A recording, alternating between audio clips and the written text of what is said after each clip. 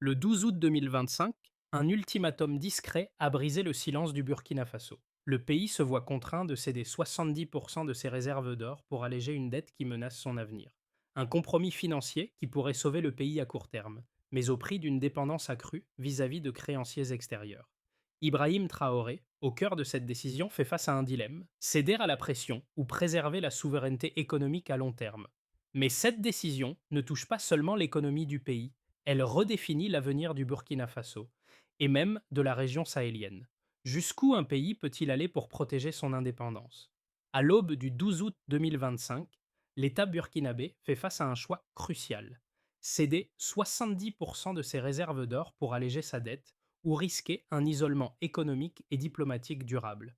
Cette décision dépasse le cadre financier pour devenir un test de souveraineté nationale. En acceptant l'échange, le Burkina Faso gagnerait un répit budgétaire immédiat, mais cela signifierait aussi une perte de contrôle sur ses ressources naturelles, réduisant ainsi sa capacité à financer ses politiques publiques à long terme.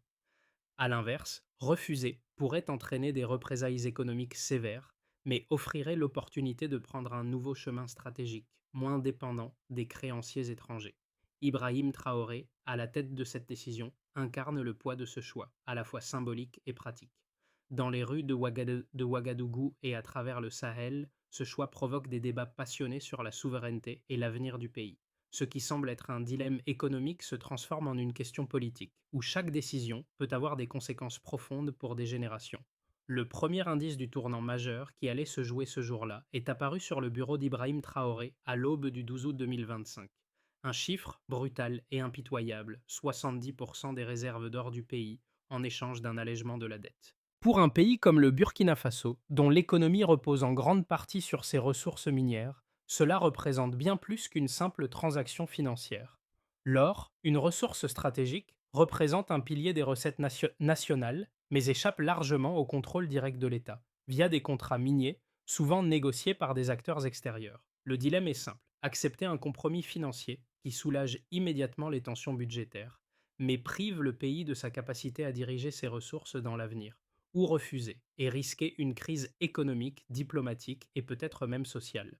Le contexte historique et économique du Burkina Faso rend cette décision encore plus complexe. Depuis des décennies, l'économie du pays a été façonnée par une situation paradoxale, une abondance de ressources minières, mais une incapacité à en capter la valeur de manière autonome.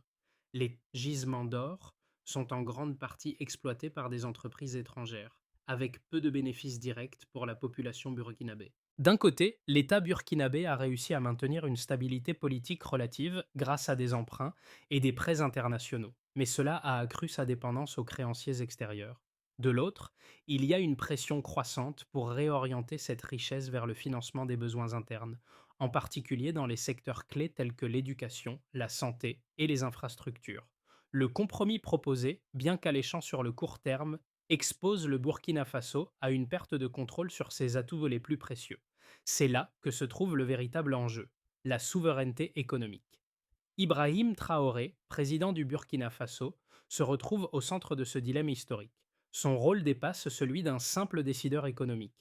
Il incarne l'ultime garant de la souveraineté nationale, un acteur clé dans un jeu de pouvoir qui dépasse les frontières du pays.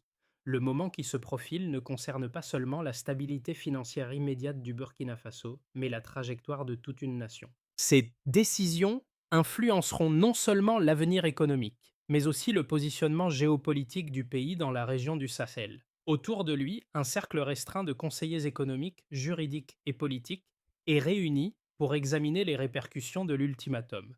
Une économiste du ministère des Finances analyse froidement les chiffres, expliquant que céder à l'exigence offrirait un répit financier immédiat, mais compromettrait la capacité du pays à investir dans ses priorités à long terme. Un ingénieur des mines, quant à lui, place le débat dans un cadre plus pragmatique, en soulignant que perdre le contrôle des ressources naturelles aurait des conséquences bien plus profondes. Il avertit que les mines d'or ne sont pas seulement des gisements de richesse, mais des piliers structurels de l'économie, des sources d'emploi et de développement pour des régions entières. Ce débat interne, où chaque expert tente de peser les avantages et les risques, met en lumière la tension sous-jacente à cette décision. Accepter signifierait une paix financière momentanée, mais à quel prix? Refuser, en revanche, serait un pari sur l'avenir, mais avec de lourdes conséquences immédiates. La question centrale devient alors: quel sacrifice est acceptable pour préserver l'indépendance à long terme du pays? L'ultimatum lancé au Burkina Faso le 12 août 2025 ne tarda pas à provoquer une réaction immédiate, aussi discrète que déterminée. À 6h30, le gouvernement burkinabé a formellement enregistré la demande. Dès ce moment, une série d'actions a été déclenchée pour faire face à l'ampleur du choix qui se présentait. Ce qui semblait être une simple demande financière allait rapidement devenir une crise d'État. Les premiers ordres opérationnels ont été transmis dès 6h45. Les sites miniers stratégiques ont été placés sous une surveillance renforcée. Les axes logistiques clés ont été sécurisés, mais sans démonstration de force excessive, envoyant un message clair. Le contrôle effectif des ressources devenait une priorité nationale. Ce n'était pas une tentative de confrontation, mais une préparation discrète pour garantir que la décision souveraine ne soit pas bloquée par des interférences extérieures. À Set-House-de-Laro, un autre tournant a eu lieu. Des coupures ciblées dans les communications non sécurisées ont commencé à être mises en œuvre. Les entreprises étrangères opérant sur les sites aurifères ont perdu l'accès à certains flux d'informations sensibles. Ce n'était pas une coupure totale, mais un moyen d'empêcher toute fuite stratégique ou ingérence extérieure. La décision burkinabé de ne pas répondre publiquement à l'ultimatum dans l'immédiat faisait partie de cette stratégie. Le silence était un outil de négociation, renforçant l'idée que la réponse ne serait pas dictée par la pression extérieure. À 7h30, les premières réactions diplomatiques ont commencé à affluer. Des messages codés, des appels urgents, des avertissements voilés ont été envoyés par les créanciers et les partenaires internationaux. Mais à l'intérieur du pays, la machine gouvernementale fonctionnait avec une efficacité glaciale. Le silence devenait une arme, renforçant l'idée que le Burkina Faso ne céderait pas à l'urgence imposée. À 9h00, l'image d'un site minier sous contrôle de l'État, capturé par un drone civil, a circulé sur les fils d'actualité. Le drapeau national flottait fièrement au-dessus de l'exploitation aurifère, un symbole visuel fort de la souveraineté retrouvée. Cette image a fait le tour du monde, déclenchant une série de réactions dans la région et au-delà. Les termes or, souveraineté et dignité ont envahi les médias, transformant ce qui était prévu comme une opération technique en un acte politique à forte charge symbolique. En quelques heures, ce qui était une négociation financière discrète est devenu un sujet brûlant sur la scène internationale. À midi, Ibrahim Traoré a pris la parole. Son discours, sobre et mesuré, n'a pas détaillé les mécanismes financiers en jeu, mais a mis l'accent sur la responsabilité envers les générations futures. Ce qui, à première vue, semblait être un simple refus financier est devenu un acte politique affirmé, marqué par un tournant décisif dans la gestion des ressources naturelles du pays. Les répercussions économiques immédiates ont été palpables. Les marchés ont réagi, le prix de l'or a augmenté, et les observateurs internationaux ont commencé à revoir leur scénario. Ce n'était plus une simple demande économique, mais un test de souveraineté. Le refus du Burkina Faso devenait un modèle d'affirmation politique qui avait des conséquences bien au-delà de ses frontières. Les pays voisins, et même des acteurs régionaux, ont observé avec attention. Les enjeux étaient clairs: la capacité d'un pays à refuser la pression extérieure et à déterminer son avenir sans compromis. La décision d'Ibrahim Traoré et du gouvernement burkinabé ne s'est pas seulement jouée sur des considérations politiques et diplomatiques. Elle s'est également fondée sur des données économiques claires qui ont guidé le pays à travers cette crise. Pour comprendre ce qui s'est joué, trois chiffres se sont imposés comme des repères simples et parlants, chacun révélant un aspect essentiel de l'impact du refus sur l'économie nationale. D'abord, il y a la question des réserves nationales d'or. Avant l'ultimatum, environ 60% de la production d'or échappait au contrôle direct de l'État burkinabé.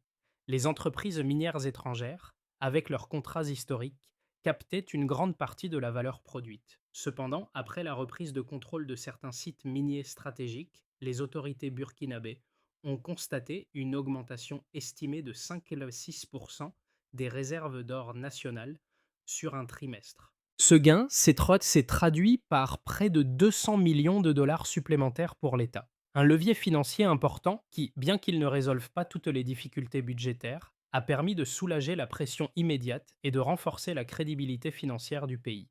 Ensuite vient la production aurifère annuelle, un autre repère décisif. Avant la crise, environ 45 tonnes d'or étaient extraites chaque année du sous-sol burkinabé. Toutefois, 60% de cette production était contrôlée par des acteurs étrangers et passait par des circuits financiers internationaux. Après la prise de contrôle partiel des sites aurifères, les autorités burkinabées ont estimé que désormais, près de 40% de cette production resterait sous contrôle national, soit environ 34 tonnes d'or. Cette réorientation significative des flux miniers a permis à l'État de récupérer une part importante des revenus générés par cette ressource, réduisant ainsi sa dépendance vis-à-vis des acteurs extérieurs et augmentant sa capacité à orienter les recettes vers des projets internes. Enfin, un troisième repère, plus controversé, touche à l'impact immédiat sur le produit intérieur brut, PIB. Les projections économiques ont anticipé une contraction du PIB d'environ 3,2% à court terme. Ce recul était dû à plusieurs facteurs, notamment les tensions avec les créanciers internationaux, les sanctions économiques et le ralentissement des échanges commerciaux. Bien que cette baisse du PIB ait été sévère, elle ne représentait pas une catastrophe économique immédiate. En réalité, cette contraction a été perçue par les économistes proches du gouvernement comme un coup de transition. Selon eux, la baisse devait être mise en perspective avec la trajectoire économique du pays avant la décision, qui était déjà marquée par une croissance faible et une dépendance accrue aux prêts extérieurs. Ces trois chiffres, loin d'être isolés, s'inscrivent dans une dynamique plus large qui illustre la capacité du Burkina Faso à reprendre le contrôle partiel de ses ressources naturelles. La souveraineté économique, bien qu'encore fragile, s'affirme à travers ces données mesurables. Pour Ibrahim Traoré, ces indicateurs sont cruciaux. Ils montrent que le refus de céder l'or n'est pas un acte symbolique isolé, mais une décision stratégique fondée sur des données concrètes, avec des coûts identifiables et des bénéfices potentiels. Cette approche rationnelle a été essentielle pour justifier la décision prise au sein du gouvernement tout en répondant aux critiques internes et internationales. La décision d'Ibrahim Traoré de refuser l'ultimatum, bien que stratégique sur le long terme, a été confrontée à deux arguments opposés, puissants, chacun appuyé par des précédents solides. D'un côté, les analystes les plus prudents soulignent les risques immédiats du choix, notamment l'isolement économique. Ils évoquent l'exemple du Zimbabwe, où une décision similaire de rupture avec les créanciers internationaux a conduit à des sanctions sévères et à une spirale inflationniste difficile à endiguer. Selon cette perspective, l'abandon de l'or, bien que douloureux à court terme, aurait permis au Burkina Faso d'éviter de se retrouver dans une position de vulnérabilité extrême en préservant sa capacité à accéder aux marchés financiers mondiaux. Accepter l'échange aurait garanti une stabilité immédiate, évitant ainsi des conséquences économiques imprévisibles à court terme. De l'autre côté, une voie plus radicale défend une rupture systémique avec les créanciers internationaux, citant des exemples comme le Rwanda, qui a démontré qu'une gestion plus autonome des ressources naturelles peut, à moyen terme, offrir une stabilité plus durable. Ses partisans estiment que la dépendance croissante aux créanciers extérieurs n'est pas un accident, mais le produit d'un système international conçu pour limiter l'autonomie des États riches en ressources naturelles. Selon cette logique, céder à la pression étrangère ne ferait que prolonger une situation où le pays reste subordonné à des intérêts externes, réduisant ainsi ses marges de manœuvre à long terme. Refuser l'ultimatum serait, dans cette perspective, une opportunité de redéfinir les règles économiques et géopolitiques, non seulement pour le Burkina Faso, mais aussi pour la région du Sahel. Ces deux positions semblent irréconciliables à première vue. Cependant, un troisième point de vue cherche à combiner prudence et rupture, en soulignant qu'il n'est pas nécessaire de sacrifier l'avenir du pays pour un gain à court terme. Pour ce groupe de penseurs, la clé réside dans un équilibre, une transition progressive vers plus d'autonomie, sans se couper brutalement des circuits financiers internationaux. En négociant mieux avec les créanciers et en diversifiant les partenariats économiques, le Burkina Faso pourrait à la fois préserver sa souveraineté tout en atténuant les risques d'isolement. L'argument le plus solide de chaque camp repose sur une question simple: comment maximiser l'autonomie sans déclencher une déstabilisation qui rendrait cette autonomie intenable? À ce stade de la crise, un élément clé a émergé pour redéfinir les perspectives du Burkina Faso. Ce n'était plus simplement un choix financier ou économique, mais une décision géopolitique. Le secret du bouclier AES, révélé en plein milieu de cette crise, a transformé le tableau. Contrairement à ce que beaucoup pensaient, le Burkina Faso ne se trouvait pas isolé dans sa lutte. Derrière Ibrahim Traoré se tenaient le Mali et le Niger, formant une coalition secrète de soutien mutuel en matière de défense, de logistique et de sécurisation des ressources stratégiques. Ce protocole régional, qui avait été préparé bien avant cette crise, était un gage de solidarité entre ces pays sahéliens. Ce qui semblait être un acte isolé de résistance du Burkina Faso se révélait être une action coordonnée, un mouvement régional capable de répondre aux pressions extérieures. Cette révélation a bouleversé l'analyse des observateurs internationaux. La question ne portait plus uniquement sur la capacité du Burkina Faso à tenir face à ses créanciers, mais sur l'impact d'un front commun dans la région du Sahel, capable de résister aux pressions économiques et diplomatiques. Le refus du Burkina Faso ne se limitait donc pas à un simple acte de défiance, mais s'inscrivait désormais dans une dynamique régionale plus large. La décision de refuser l'ultimatum a eu des répercussions immédiates et tangibles pour le Burkina Faso, et ses effets se sont rapidement propagés au-delà des frontières du pays. Le premier impact majeur a été ressenti sur les marchés financiers internationaux. Dans les jours qui ont suivi l'annonce de la prise de contrôle partielle des sites miniers, les prix de l'or ont augmenté de manière notable. Cette hausse a été perçue comme un signal de stabilité pour l'État burkinabé, renforçant sa crédibilité financière malgré les tensions avec ses créanciers. Les observateurs internationaux, qui anticipaient un effondrement économique, ont dû réajuster leurs prévisions, constatant que la situation ne s'était pas aussi rapidement détériorée que prévu. Sur le terrain, l'impact a été également visible. Dans les zones minières, la reprise du contrôle national a permis au gouvernement de rediriger une partie des recettes vers des projets sociaux et économiques. Bien que ces investissements ne soient pas encore massifs, l'optimisme grandissant dans les régions minières a été palpable. Des discussions ont commencé sur la redistribution des bénéfices de l'or avec des promesses de financement pour des infrastructures de base, des écoles et des centres de santé. Les communautés locales, longtemps exclues des retombées de l'industrie aurifère, ont vu dans cette mesure un premier signe tangible de l'affirmation de la souveraineté nationale. Cependant, ces progrès n'étaient pas sans conséquences.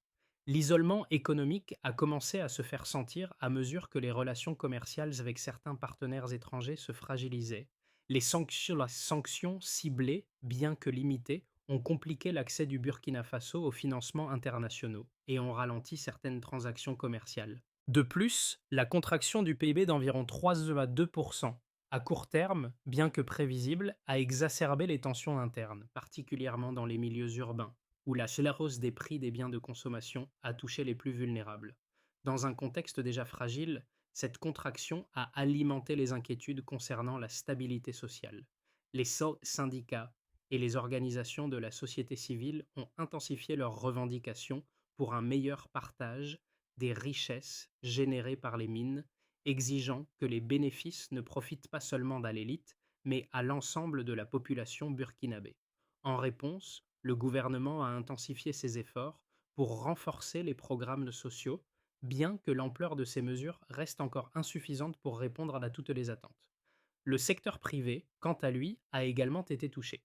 Certaines entreprises étrangères ont suspendu leurs projets en raison des incertitudes géopolitiques, mais d'autres ont entamé des discussions pour renégocier leurs contrats à des conditions plus favorables à l'État. Les acteurs économiques locaux ont vu dans cette réorientation une occasion de jouer un rôle plus important dans l'économie, même si les conditions de financement restent difficiles. Enfin, sur le plan régional, la décision burkinabé a envoyé un message fort aux autres pays du Sahel. Le Burkina Faso, en choisissant de se détacher de l'influence des créanciers internationaux, a ouvert la voie à un modèle alternatif de gestion des ressources naturelles. Cette approche a trouvé un écho particulier au Mali et au Niger, qui ont, eux aussi, intensifié leurs efforts pour renforcer la coopération régionale. Bien que les pressions économiques aient persisté, la solidarité régionale a permis de contenir certaines des répercussions négatives, offrant un espoir d'une voie alternative vers la stabilité. À mesure que le Burkina Faso s'engageait dans sa décision de refuser l'ultimatum, trois scénarios potentiels se dessinaient pour l'avenir du pays dans les 6 à 12 prochains mois. Ces scénarios variaient selon la manière dont le gouvernement et la société burkinabé réagiraient aux conséquences immédiates et aux pressions internationales. Le premier scénario, que l'on pourrait appeler celui de la consolidation prudente, repose sur une stabilisation progressive de l'économie. Le pays continuerait à capitaliser sur les gains réalisés grâce à la reprise de contrôle partiel des mines d'or. Cependant, cette stratégie impliquerait des ajustements budgétaires rigoureux et une gestion stricte de la dette. Le PIB pourrait connaître une croissance modeste mais stable, avec une amélioration graduelle des services publics grâce à l'augmentation des recettes nettes minières. Les tensions diplomatiques demeureraient présentes, mais la capacité de négociation du Burkina Faso avec ses créanciers non occidentaux permettrait de contenir les risques d'isolement économique. Dans ce scénario, le Burkina Faso se repositionnerait lentement mais sûrement vers une plus grande indépendance économique, tout en maintenant un équilibre fragile. Le deuxième scénario, porté par un optimisme régional, envisage une coopération accrue avec les pays voisins, notamment le Mali et le Niger, dans le cadre du bouclier AES. Cette approche mise sur un renforcement des liens économiques et sécuritaires entre ces nations sahéliennes. L'idée serait de créer une dynamique économique régionale qui réduirait la dépendance vis-à-vis des créanciers internationaux. L'augmentation des recettes aurifères, combinée à une coopération renforcée, permettrait au Burkina Faso d'attirer de nouveaux investissements, notamment en provenance d'acteurs asiatiques intéressés par l'accès direct aux ressources. Ce scénario verrait l'émergence du pays comme un acteur clé du Sahel, démontrant qu'une affirmation de souveraineté peut générer des avantages économiques à long terme. Cette option offrirait un modèle alternatif aux pays de la région, qui pourraient suivre l'exemple du Burkina Faso en diversifiant leurs partenariats économiques. Le troisième scénario, celui d'un risque accru, représente la voie la plus tendue. En raison des pressions économiques croissantes et des sanctions ciblées, le Burkina Faso pourrait connaître une détérioration plus rapide de ses relations commerciales, ce qui entraînerait un ralentissement supplémentaire de la croissance. La hausse des prix et l'inflation pourraient affecter le pouvoir d'achat des citoyens, en particulier dans les zones urbaines. Si les réformes internes ne sont pas menées avec suffisamment de rigueur, le pays pourrait se retrouver dans une spirale économique négative. Cependant, dans ce scénario, l'État continuerait d'utiliser ses leviers miniers comme amortisseurs pour éviter un effondrement brutal. Les tensions sociales pourraient augmenter, mais une gestion cohérente de la politique intérieure permettrait d'atténuer les effets les plus déstabilisateurs. Quel que soit le scénario, une constante demeure. Le Burkina Faso devra naviguer entre les pressions internes et externes, tout en maintenant un cap vers une souveraineté économique durable. L'issue dépendra largement de la capacité du pays à équilibrer son indépendance économique avec les réalités géopolitiques et financières de la région. Le choix du Burkina Faso résonne au-delà de ses frontières.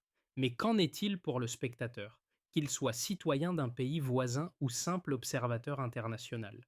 Dans cette situation, il est facile de voir le Burkina Faso comme un cas isolé, mais en réalité, ce qui se joue ici est bien plus universel.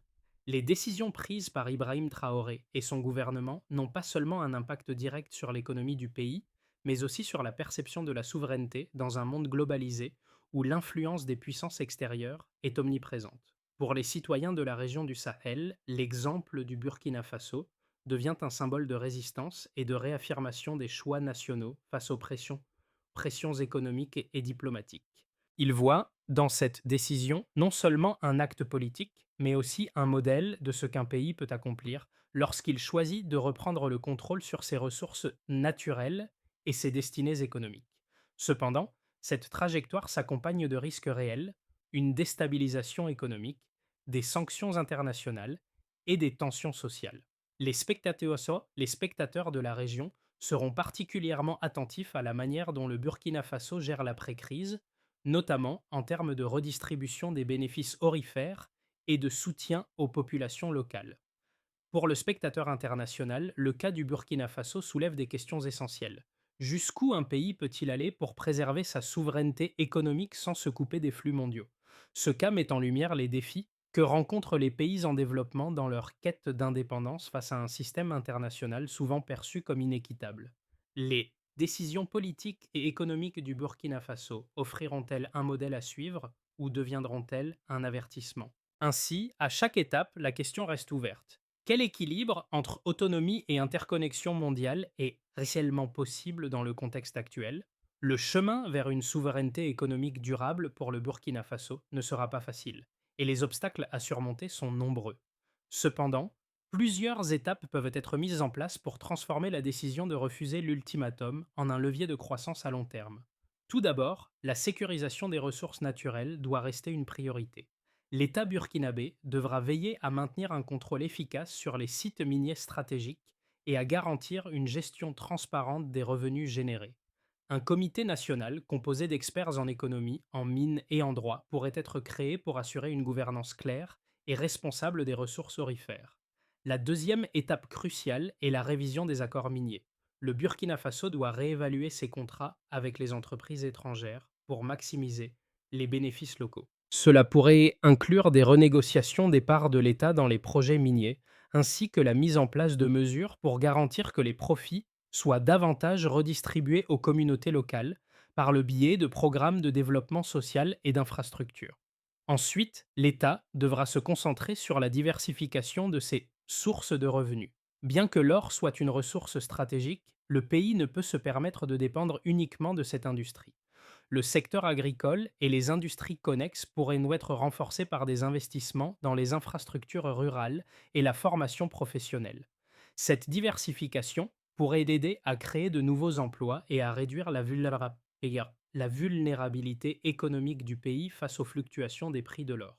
Enfin, sur le plan régional, il est essentiel de consolider la coopération avec les pays voisins.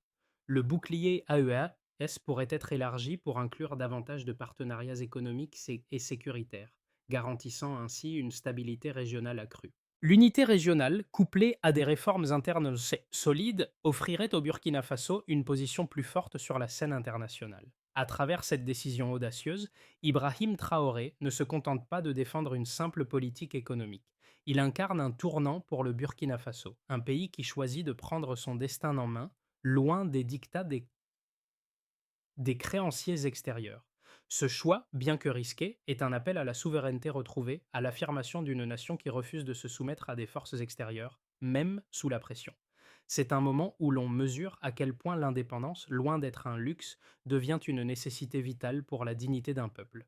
Le défi pour le Burkina Faso, désormais, est de transformer ce geste politique en un processus durable. Les regards du monde sont tournés vers le pays, observant comment un choix si lourd de conséquences peut devenir une opportunité de renouveau. Les prochaines étapes seront décisives. S'il parvient à naviguer entre les turbulences internes et les pressions externes, le Burkina Faso pourrait non seulement se redéfinir économiquement, mais aussi servir de modèle pour d'autres nations confrontées au même dilemme. Ibrahim Traoré, par ce geste, a ouvert la voie à un avenir où le choix de l'indépendance n'est plus seulement une promesse morale, mais une réalité tangible, mesurée et, surtout, partagée par toute une nation. Le choix que fait le Burkina Faso aujourd'hui n'est pas une fin en soi, mais le début d'un long chemin de transformation profonde. Cette décision de souveraineté, bien qu'audacieuse, soulève des questions essentielles pour l'avenir non seulement du pays, mais de toute la région du Sahel. Ce qui se joue ici va au-delà des chiffres et des négociations financières. Il s'agit d'une quête pour un modèle de gouvernance plus autonome et plus juste. Alors, que nous soyons citoyens du Burkina Faso, observateurs internationaux ou voisins de la région, il nous appartient de suivre de près cette expérience. Elle nous invite à réfléchir sur la manière dont chaque nation peut et doit naviguer dans le monde globalisé, tout en préservant sa dignité et ses ressources. À l'heure où les choix cruciaux sont nombreux, combien d'autres pays se poseront-ils cette même question? Jusqu'où sommes-nous prêts à aller pour préserver notre souveraineté? Le Burkina Faso ouvre un débat qui mérite d'être suivi et compris, non pas seulement pour ses conséquences immédiates, mais pour ce qu'il pourrait signifier pour l'avenir de toute une région.